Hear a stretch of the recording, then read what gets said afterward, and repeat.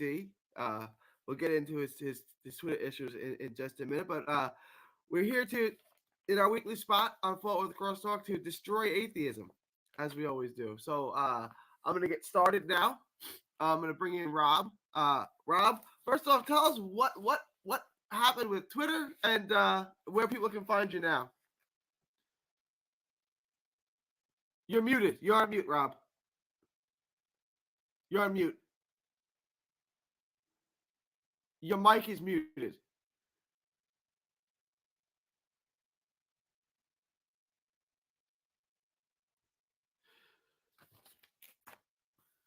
You've muted your mic, Rob. So we're back. We're back. All right, Rob. I was asking you to what happened to your Twitter and where can people find you now? Oh, like there's just too much drama on my main, so I just decided to disengage the drama, and you can find me at Twitter at Rob Loves Debates. So Rob Loves JC is no more? I put it on private for the most part, but I'm like this close to like just it's gone forever. All right. So Rob Loves Debates, and then what's the YouTube page? Rob Pilled Apologetics. Rob Pilled Apologetics. Okay, so I wanted to get into it. I've lost a lot of steam and energy for debating with atheists. I just find it dishonest, and I find it pointless a lot of times because. Well, I mean, Aaron said that he's a hater. A reasonable conversation. I mean, I can't. Was talking to Kem, and I can't take Kem serious. I can't take Aaron serious. I can't take any of them serious. And I can debate. Well, exactly. Catholics. I mean, Aaron said that I lied about him. I said you hate logic, you hate reason, you hate God, you hate science. I said, so yeah, you're a hater. So the problem is that these people don't understand what any of these words are. They don't know what logic means. Well, the thing is, and then Aaron said that I lied because I lied about everything that I just said that I said about him on Twitter. He doesn't know what a lie is. A lie is something that you believe is wrong, and you say it anyway with the intent to deceive. Exactly. The thing is, but what thing is like morally? What is he? What by what objective standard could Aaron even use to say that I'm lying in his worldview, anyways? He doesn't have, and exactly. That's why, like, so it just becomes absurd rhetoric, right? It's just useless, pointless rhetoric. Look, and Kem said that he could solve 2 + 2 or 2 × 2, whatever I asked him, scientifically. It's like I don't even. Well, that's the thing that you said. Like, remember, Gary, if I said right now that it's 20 degrees Celsius where I am, can you see the number 20 behind me? I cannot. Yeah. Well, that's why it's not scientific. Right. That's what I was trying to explain to Kem. I said, even if it's -20 Fahrenheit right now where I am, can you see a -20 F behind me? It's not observable, right? So, that's why. That's why I was trying to explain to him that math isn't scientific because you can't. Theoretical. It's and it's abstract. It's abstraction. Yeah, it's abstract. The thing is, what's abstract and theoretical is not observable, right? The number 7, for example, isn't. I can't see the number 7 on your screen and my screen. It doesn't exist in the physical world. It's a concept. Yeah, it's a concept. And then saying because we can't observe it, it can't be scientific. Because these people are fundamentally unserious. They know nothing, and they know literally nothing. They know nothing. They have no intellectual curiosity to learn, and that's how they become atheists, right? Like, Kem thought it was hysterical that I said you can't prove mathematics scientifically. It's like it's so dumb. It's so anti-intellectual. I just don't have time for it. Gary, I have an idea. Thing is, we're talking about the scientific absurdities of atheism. Why don't we just talk about the scientific absurdities and irrationalities of atheism for this podcast? Yeah, we can spend the next 15 minutes or so doing I was thinking about going the moral, but I mean, we already started the scientific irrationalities of atheism, so let's just continue with the scientific impossibilities of atheism. So, first of all, and this is what are you reading, by the way? Oh, it's just documents, paperwork. Okay.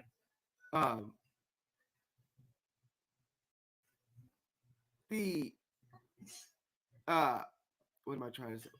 What am I trying to say here? So the beginning of the conversation with an atheist is science is a methodology. They don't know this. They have. If you say what is science, science is just a word that means knowledge. That's all it means, right? Well, the thing is, they've co-opted what science actually is. Because remember, it's just a word that means knowledge. The thing is, you said it came from a Christian, Sir Francis Bacon.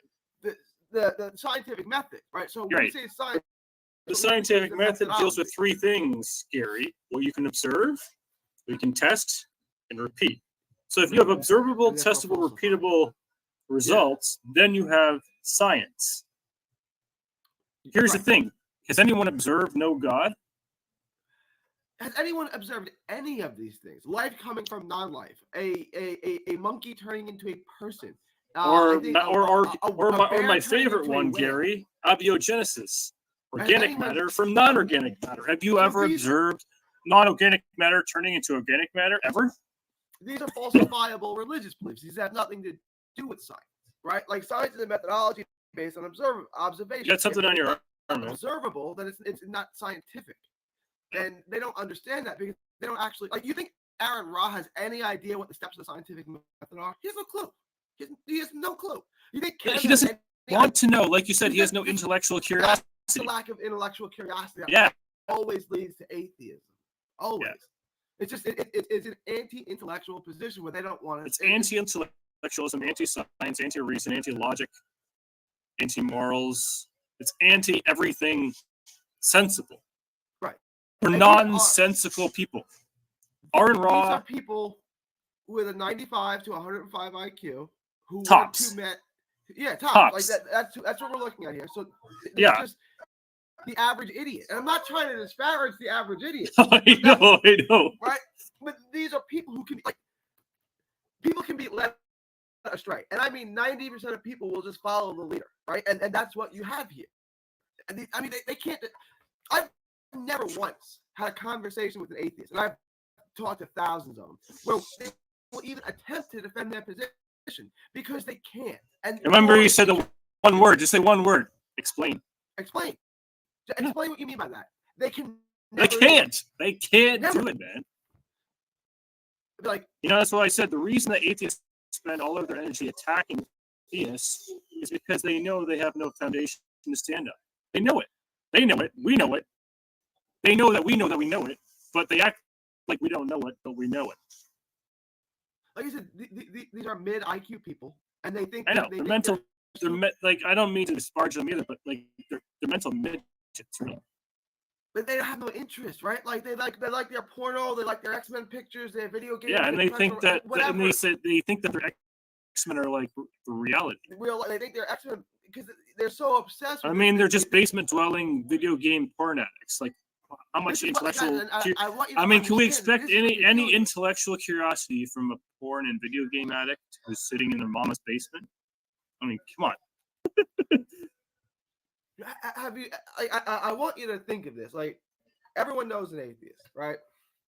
Everyone knows the typical, or at least one. What does that person do with his life?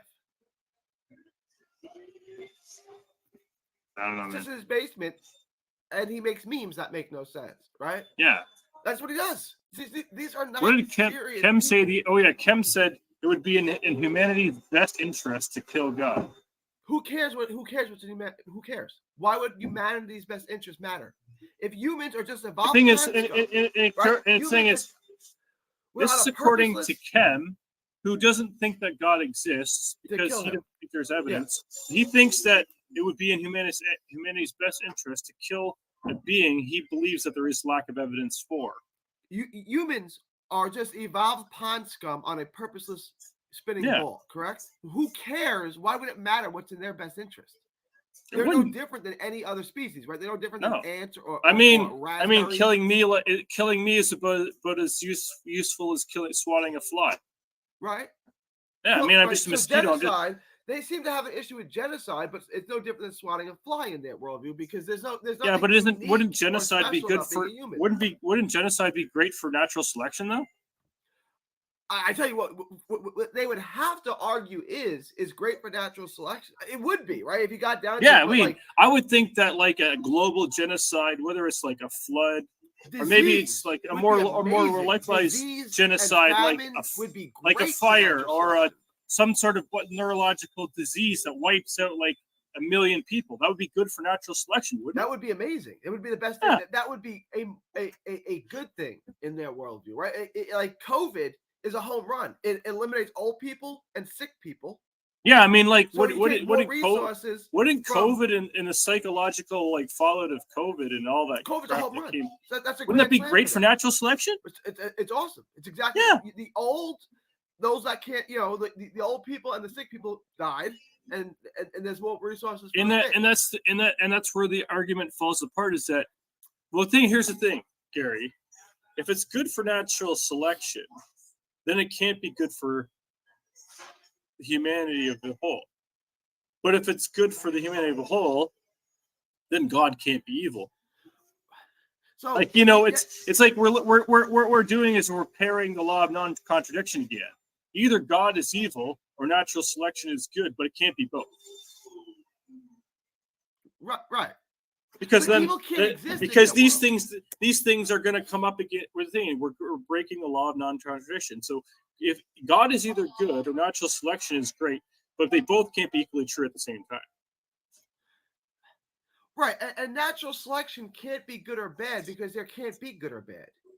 Exactly. There's no standard of good or bad, right? It's just the other thing is nature. In order to select, you have to make choices. Only conscious living beings or creatures can make choices. Can nature even select? See, it's just a word game, man. Yeah, it's a word game. It's just semantics. It depicts the fundamental unseriousness, right, of their religion. Like you said, like religions before, you but got like the Mormonism is pretty stupid, right? Mormonism is pretty stupid. Jehovah's Witnesses. Oh, for sure, stupid. but it's still, but Mormonism is still intellectually superior to atheism. Yeah, and that's not. That, by the way, that's not a compliment to either of those. No, it's not. No, and I don't. Again, I don't hate Jehovah's Witnesses. I don't. My best friend's dad is Jehovah's Witness. He was a lovely person. Best friend is who? My best friend's dad was a Jehovah's Witness. Oh, lovely person. I have no ill will towards him at all, except I want him to know Christ. Like, that's it. Yeah. But intellectually, Mormonism is superior to atheism every day. Yeah, I heard one religious view that the world, the earth, is on the back of a turtle, and the turtle is walking in a circle. That is this is what an atheist said, right? An atheist said that. No. This is a religion. That there's a turtle. Oh, okay. So someone actually believes that the Earth is on top of the back of a turtle. The turtle's walking around, which is still more intellectually sound than atheism. Because they'll at least defend that position, right? An atheist will never defend his position, right? And they'll just play word games. Oh yeah. Right? Oh yeah. That's the thing is that's all atheists can do is play word games because that's all they know. I had atheists tell me that atheists don't have to prove their claim. Or the worst one is they think, first of all, they think abiogenesis, which is organic matter from non-organic matter, is more probable or possible than God creating the world. Because it's okay. I've seen intelligent minds create things. Yeah, same. All the time. Like it would. Have you ever seen life come from non-life? Never. That's not observable. Oh. But I know, Gary, even though I've never met the people or persons who created the cell phone that I hold in my hands, that intelligence was required for this phone. I know two things. The intelligent mind created this, and the intelligent mind that created this exists outside of the phone. I can't look in my phone and find Steve Jobs. He's not in there. He exists outside. Yeah, the thing is, too, is I can't look inside the known universe and find the one who created it. It created it, right? It's like looking inside of Mona Lisa and looking for the artist. It's like, no, the artist. You're not going to find Leonardo da Vinci. Yeah. You're not going to find Leonardo da Vinci inside the painting of Mona Lisa. Right. He would have to exist outside of that space, time, space, and matter in order for him to create the thing that is created in time, space, in time, with space and matter. And these are fundamental truths. What's the other atheist argument that I'm? Oh yeah. Oh, the other one is Which oh, God? we can't prove a negative. Your favorite one. I've done this a million times. I know. There are no Shintos in the Texas State Senate. I go through each state senator. There are no Shintos there. So you scientifically I verified can prove. it's observable, testable, and repeatable that if you went into the Texas State Senate, you would find no Shintos. You find no Shintos. That's observable, testable, and repeatable. You could go into that Texas State Senate any day of the week, so long as it's open, of course, and you would never find Shintos. That means you have scientific evidence that there are no Shintos in the Texas State Senate. There's no U.S. $5 million bill in my wallet. No. I can prove that. That negative. I have no U.S. currency. I hate blue cheese. There's no mustard or blue cheese in my. Okay, I have no U.S. currency in my wallet. See, take it, open up. Just prove the negative. I can prove as many negatives. There is some Canadian change, but I have no American currency. These are all Canadian coins, by the way. I have no Canadian currency in bills or in change in my entire wallet. Actually, I don't even have any Canadian. I don't have any currency in terms of bills in my wallet right now. See, that's proof of negative.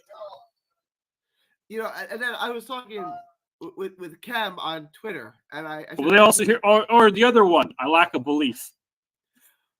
I lack a belief that you lack a belief. That's not evidence. What can you prove? What do you have? Or because I'm an atheist, I don't have the burden of proof. That's what I wanted to get to. Yes, any claim you make, you carry the burden of proof. You don't get a religious exemption from logic. There are no religious exemptions from logic. Yeah, just because you're, like you said, just because your religion is retarded doesn't mean you get a pass from intellectual. Right. You don't. There's no religious exemptions. You don't get an exemption from logic because you're an atheist. No, you like for example, Gary. If I said that Rob and Gary are not live on a stream right now, well, that's obviously demonstrably false because I can see you and me, and we're on a stream that's being recorded right now. That's demonstrably false. And I get this one: is do you believe Santa Claus exists? Well, what do you mean by Santa Claus? Mm-hmm. And they can't even answer that because they're so dumb. Right? Well, the thing is, that's the thing is, like remember, like what's his face? Quota card said, "Oh, warning: Gary is just as dumb as Rob and should be. His arguments will be just as pointless, or something like that." Awesome. Then it should be easy to. I can take apart any atheist argument in a matter of 10 seconds. You know that quota card guy. That bad, take it apart.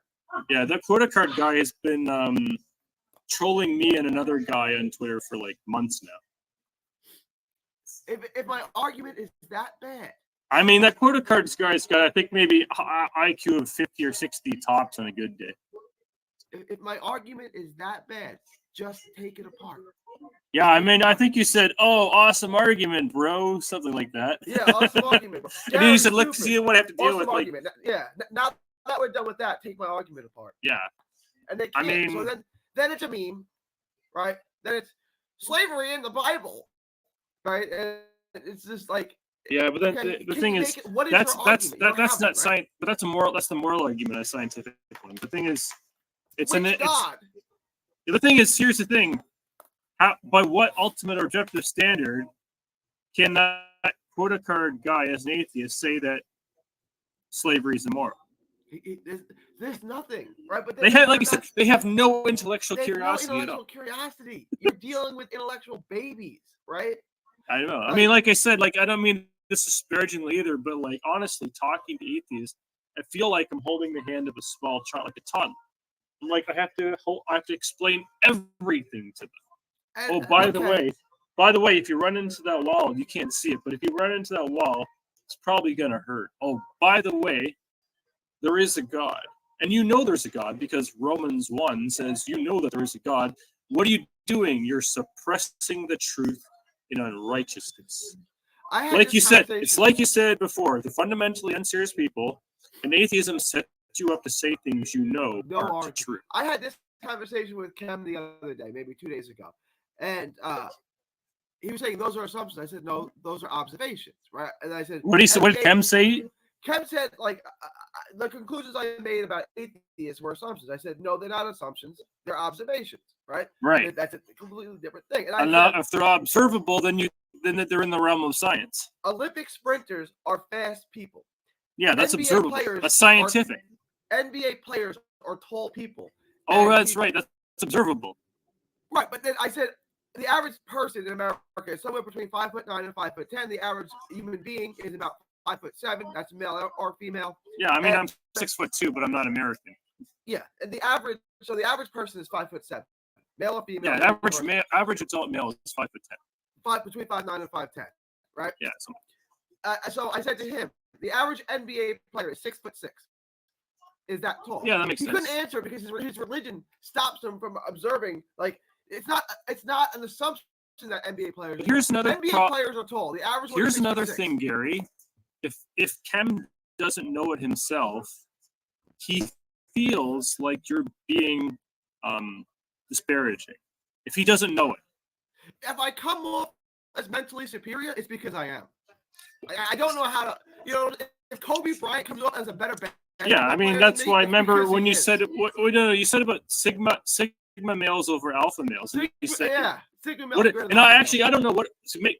Tell me what a sigma male is. I've never heard of this before. So a sigma male is kind of the same thing as I'm a sigma male, right?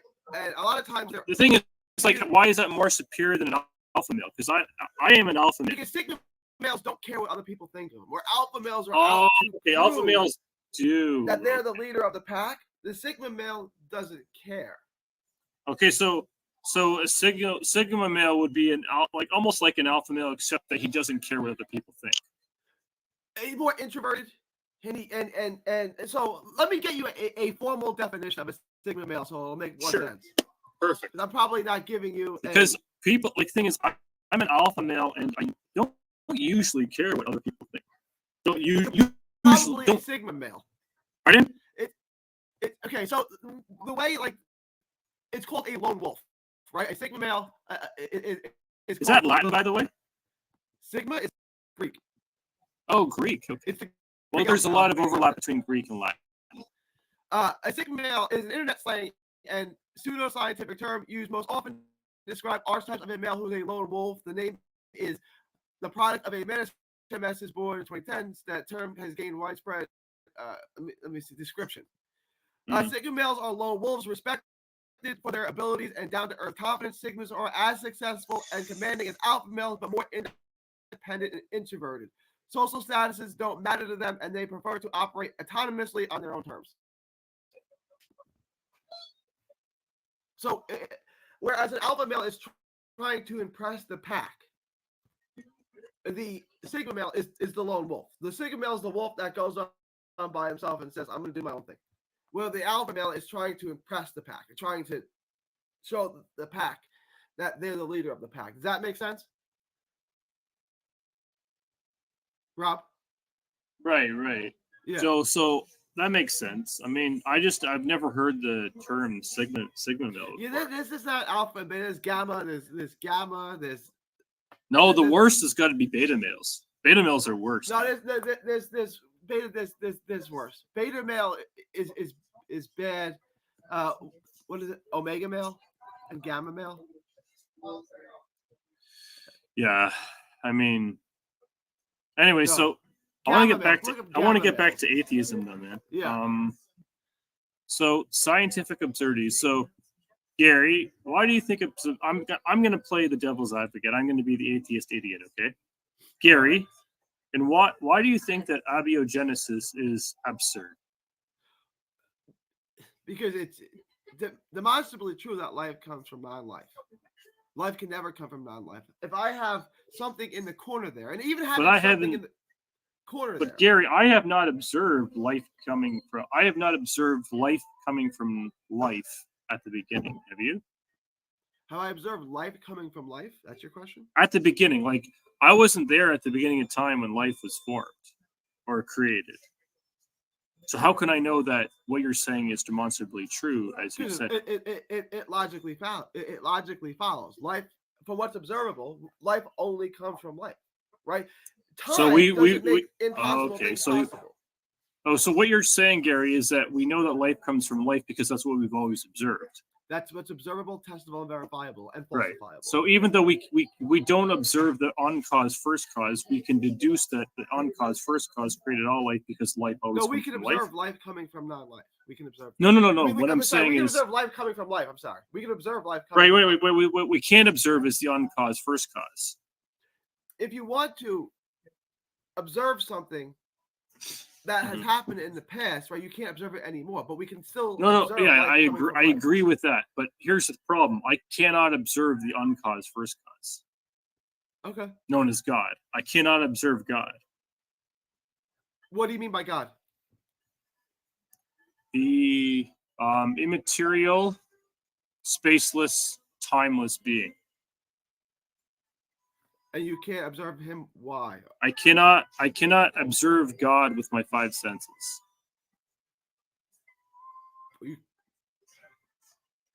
You can't observe God with your five senses. Pardon? You can't. So your argument is you can't observe God with your five senses. Is that's your argument? Yeah, I can't observe God with my five senses. So how can I know that what you're saying is demonstrably true? Can you observe your brain with your five senses? No. Okay. Do you think your brain exists? My brain does exist, and I can't observe. Can you observe your mind with your five senses? Can I observe my what? Mind. Your mind. My mind? No, I cannot observe my mind. Do you But believe I know my mind exists. Okay. Because How I do you know think. your mind exists? I think, as Descartes said, I think, therefore I am. So through the actions of other things, you know that your mind exists. Yeah, I must be this able is to no deduce that I have a mind and a brain because I'm able to think and use my reason, logic, and common sense. So I must have a brain and a mind because I think. Just like if there's a creation, there must be a creator. So you do believe in things you can't observe. So just to put that out there, you do believe in things you can't observe, correct? So I do believe Okay. in things I can't observe. Okay, good. So, good. So this is no different than that. If there's a creation, there must be a creator. If there's a moral, Right. if there's morals, there must be a moral lawgiver. Yeah, Okay? and just so no we're different than clear, everyone knows that I'm playing devil's advocate. He's playing here, the idiot atheist. Yeah. Yeah. I'm not good at it, by the way, because I just my mind doesn't like the whole stupidity of it. There's a famous line from the movie As Good as It Gets, and it's Jack Nicholson. So Gary asked how you write women so well, right? Now, And you said you were saved at. Sorry. And he goes, I think of a man, and then I take away all reason and responsibility, and that's how I come up with a woman, right? If you want to think like an atheist, just take away all intellectualism and knowledge, and make yourself an atheist. Just I don't know anything, and I don't care. Now you're thinking like an atheist.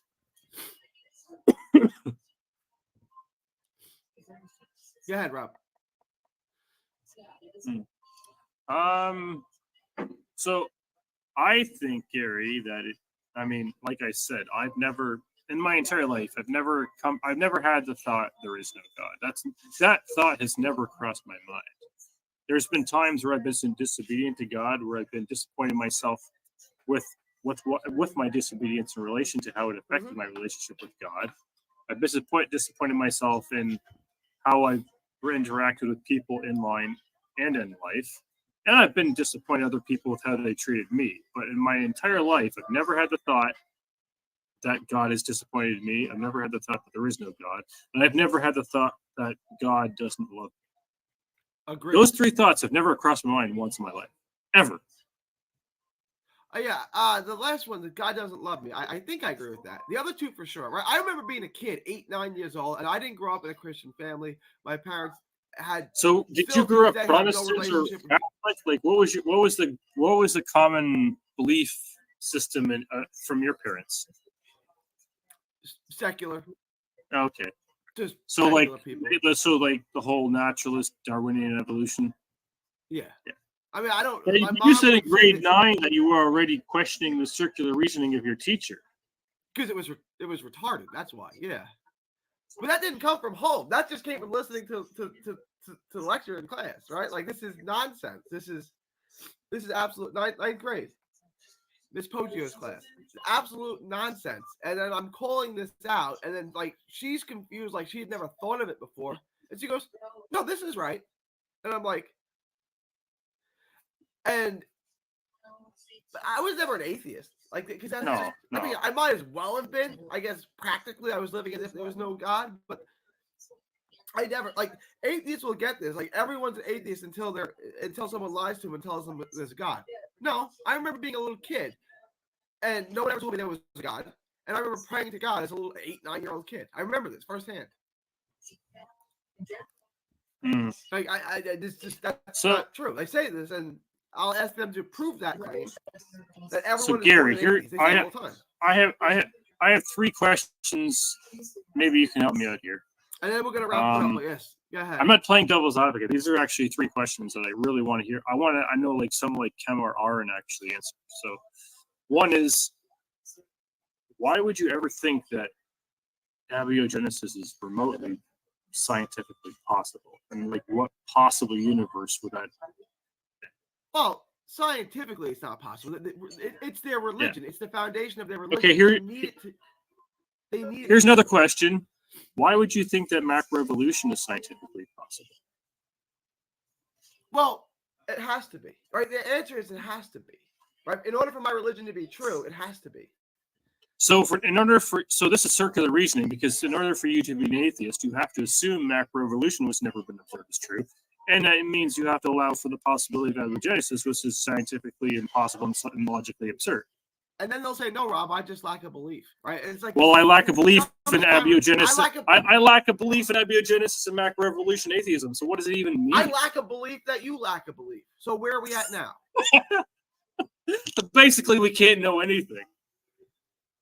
And if we know one thing, then it means we know everything. Then we know numerous. Because then we have all knowledge. Then we have all. It's just a fundamentally unserious position. Yeah, I know. But you said if we don't. You said, remember, if I know that I'm not. Remember, you said, do you know you're having a conversation? I don't know. Like, okay, wait a second. I know that I'm having a conversation with Gary right now, which means I know at least 2 things. I'm having a conversation, and that this conversation is real. Which means now I know everything because I know those 2 things. Because now I have all knowledge. But I also know that's the only thing that I know, which means I have to have all. Yeah, you know what I'm saying? If I know the only thing I know is that we're having this conversation, then I know everything. And I have all knowledge. Yeah. Which means I'm God. This is why you just don't take these people seriously. I mean, and we're supposed to take these people seriously? I would advise you not to. Yeah. You know,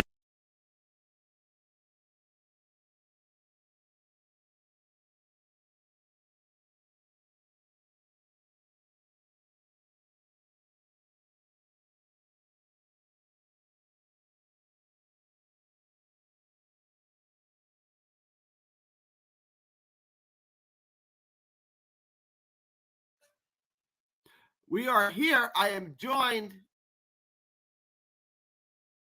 having this conversation. Then I know everything. Then I have all knowledge. Comes to the ultimate question: is there a God? The big question. You already. They'll say no without even saying. They'll say no without even thought. They don't even think about it. They'll just say no. I wait. Think about this. Who says things they know aren't true? Very weak men. Pardon? Who says things they know aren't true? Weak men. Very weak men say things. Yeah, very weak. True. And the thing is, if you notice, who is responsible for most of the world's problems? Very weak men. Yeah. Okay. Look at the thing is, like, so as a state religion. Here's the thing: it's made up of very weak men who say things they know aren't true. So here's 5 weak men that I know of. There: Sam Harris, Matt Dillahunty, Richard Dawkins, Jeffrey Lauder, and so Aaron Ra, Matt Dillahunty, Richard Dawkins, Jeffrey Lauder. There's another. Cosmic Skeptic, Andrew, so the British dude. I actually respect him more than most atheists. Like I think Andrew. Cosmic Skeptic. Yeah. Yeah, I agree. I mean, he's not as bad. But then again, he'll default to, I just like a belief too. It's like, okay, I like a belief in that. Like, I don't care. What can you prove? What do you have evidence for? What can you make an argument for? That's what I care about. Can't do those things, then we're gonna move on. That's true. But here's the thing, right? So they're the 4 horsemen of atheism were considered Richard Dawkins, Sam Harris, what's the Michael Shermer Yeah. and who's the fourth one? So Richard Dawkins, Sam Harris, Michael Shermer, and I don't know, maybe Bill Nye. No. I don't think it was Bill Nye. No. Bill Nye is obviously a fundamentally unserious person. Oh, and no, remember Neil deGrasse Tyson. He's not.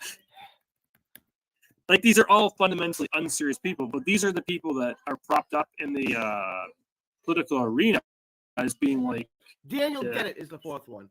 Pardon? Daniel Dennett is the fourth one. Yeah. And then you've got like lower tier atheists like Aaron Ra, Matt Dillahunty, Kem Ridgick, London Storm.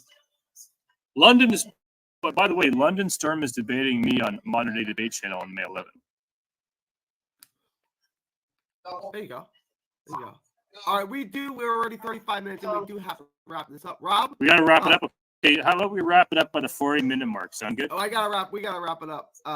Like now? So yeah, we gotta wrap this up now. Okay, so I'll say three things that that make atheists fundamentally unserious and intellectually lack intellectual curiosity. One is they know that abiogenesis is absurd. They know macroevolution is absurd.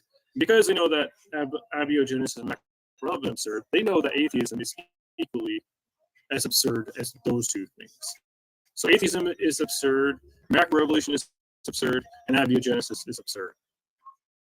And you can find me at Rob Loves Debates on Twitter, and you can find me at Rob Apologetics on YouTube. Thank you, Rob. We'll be joined again with Rob next week. Find me all forms of social media at Fort Worth Crosstalk, FCW_Crosstalk. It is April 24th, 2024. From Texas to the world. Thank